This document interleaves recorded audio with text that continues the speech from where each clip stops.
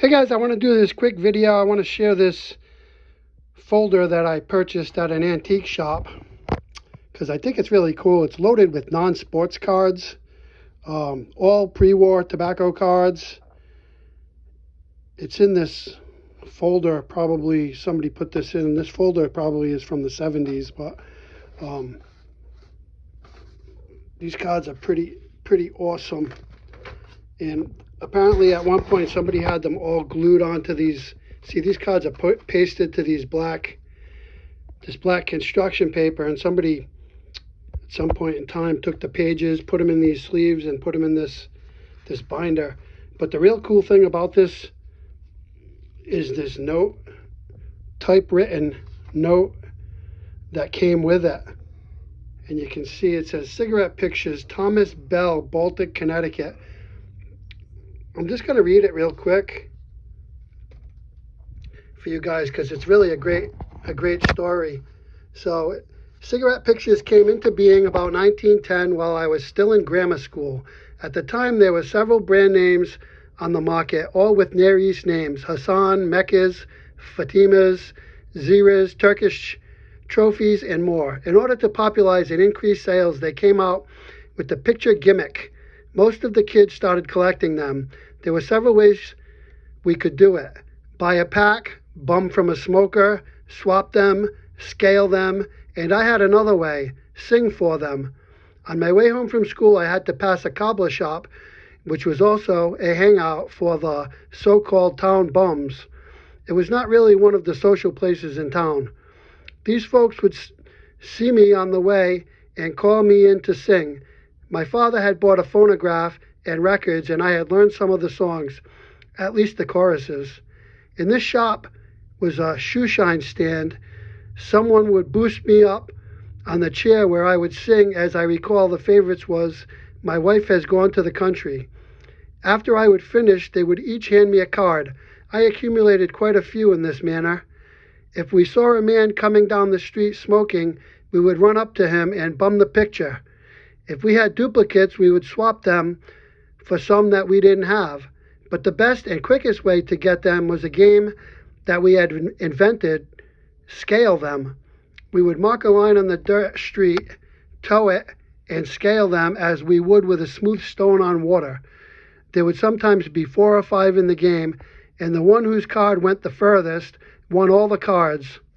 Very few kids had money to buy them, and I do not recall seeing any of the kids smoking.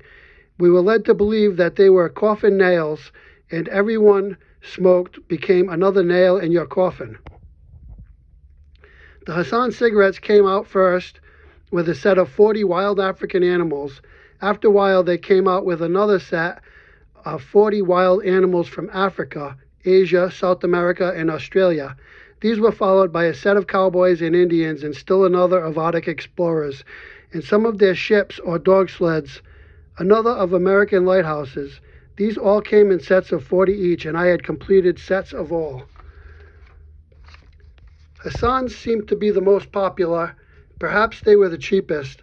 They were most prized, the pictures, because they were on a light but stiff cardboard and would scale well.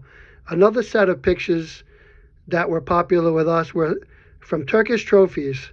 These, like Hassan's, came packed in a flat box, 10 or 15 cigarettes to the box, and would scale easily. They were pictures of Aesop's fables with the fable printed on the back. Meccas came packed in a sort of a roll. These pictures were of ball players, 2 players to a picture. On one side was a player, and on the back a player from the waist up. By folding over the top part, the legs of the player on the front became the legs of the player on the back. These were on much lighter paper than other cards and could not be scaled. I never knew of anyone to save them. Living in a small town, no TV or radios, we never heard about much games until World Series, and even that didn't generate much interest. Ziras or Fatimas and miniature small cloth Persian rugs. When you accumulated 12 of these, you could return them to the factory as a sort of proof of purchase. They would return them with a larger rug. The small ones were about 2 by 4 inches and the large ones about 8 by 12 inches. The girls used to save these, and when they received the large ones, they would sew them all together and make sofa cushions with them. There may have been other brands and pictures, but if so, I do not recall them. As I said, I had complete sets. With the passage of time and children with friends, many of them have just disappeared. So I thought that was friggin' awesome, man. The guy collected the cards and made a little note about it, told the story of it, and then I got all these awesome cards in this binder. Just some beautiful cards. They're all pasted in. I might try to see if I can remove them without damaging them. I know there's a way of soaking and removing them. I might give that a try. I don't know. I'd like to see the backs, the different backs on them, but the fronts of these are just absolutely beautiful.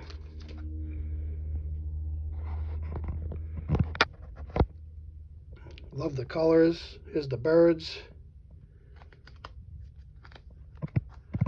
Really nice. Some of them obviously aren't in great condition, but just thought this was really neat.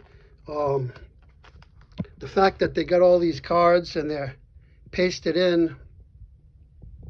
But the thing that really made it awesome and really told the story was that typewritten note from the gentleman who had collected these when he was a kid. Just thought it was so interesting how he would sing for them, and that looks great right there. I like that one. The Annisquam Harbor Light. Of course, it's sideways. Beautiful card. These lighthouse ones are really nice.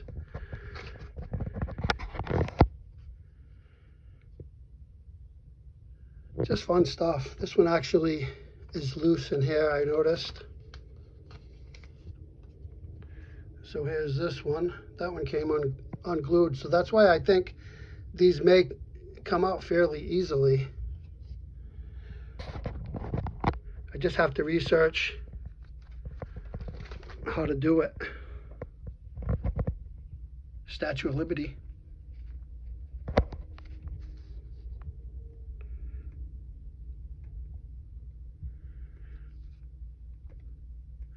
Really nice. I really love these. These are so cool, man. These are all sideways, horizontal, if you will. All the Native Americans. Quite a few of those. The colors, man, look at the colors. Just little pieces of artwork, really. As we often see with pre-war cards. But there's quite a bit of cards in here. Now we got the cowboys. We had the Indians, now we got the cowboys.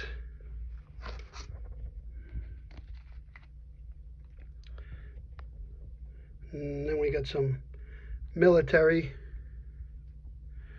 folks.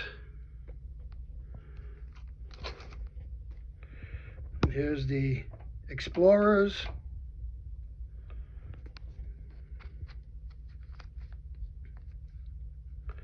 Just pretty cool, man. So I don't know, I just thought I would share these with you guys and kind of document this before I try to do something else with maybe taking some of these off these pages. At least I would have it documented, and thought maybe some people would be interested in seeing it. And that's it. Thanks a lot, guys. Appreciate you watching. Talk to you soon. Bye for now.